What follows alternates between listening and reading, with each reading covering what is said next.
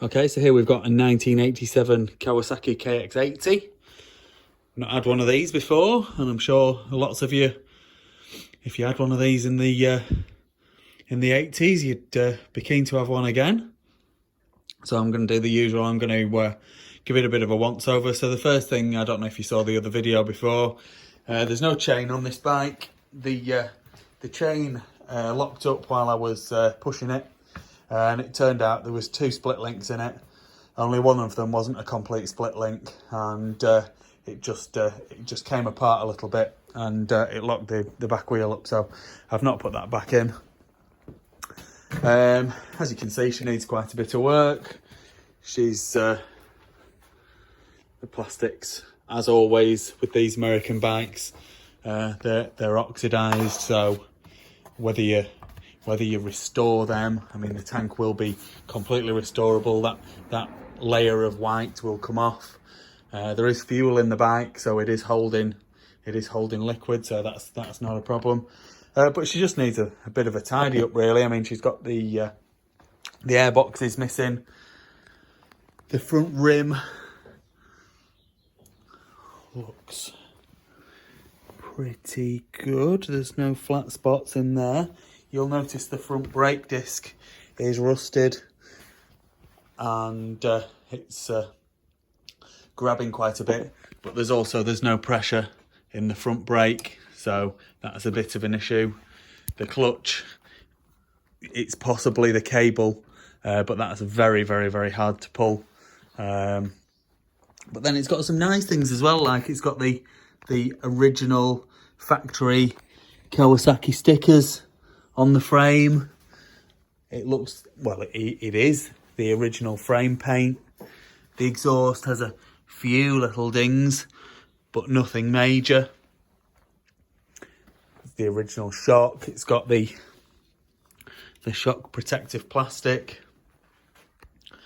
and I'm sure that these are the original plastics on this bike. Again, the rear rim,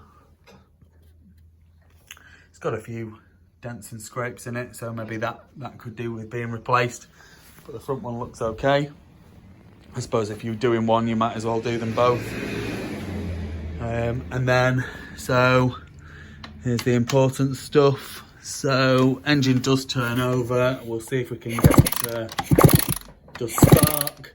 Now, when I got it to spark before, it wouldn't spark with a kill switch attached, so I've had to disconnect the kill switch. So there we go, kill switch isn't working. If I need to stop it quickly, I'll have to connect these kill switch wires together, and that'll stop her from running. And then there's no chain on it, so I can't do my usual test of raising the back wheel in the air and doing the gearbox test like that. But so in neutral at the minute, difficult to do with one hand. That's down into first, back up to neutral.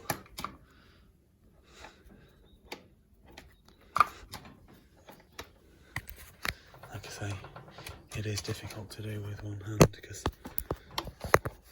sometimes you want to be, there we go, that's in second, should be third, yeah, third, fourth, fifth,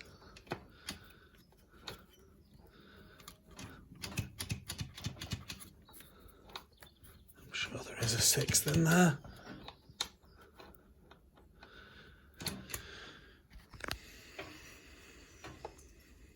And then back down into neutral eventually.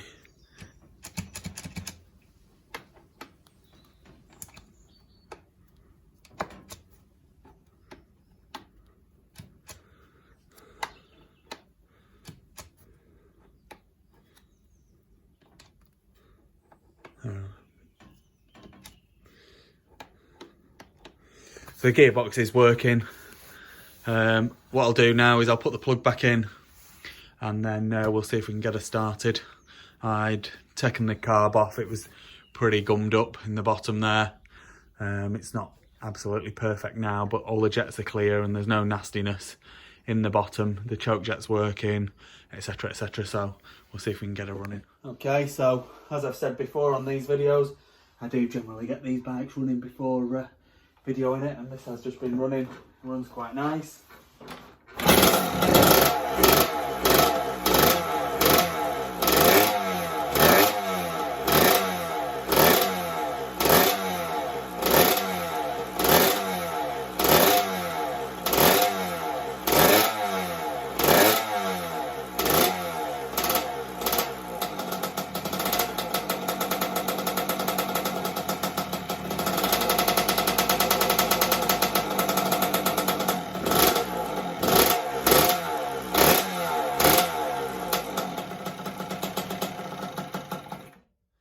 I'm not saying she's perfect, but if you're buying this, at least you do know that it is a runner.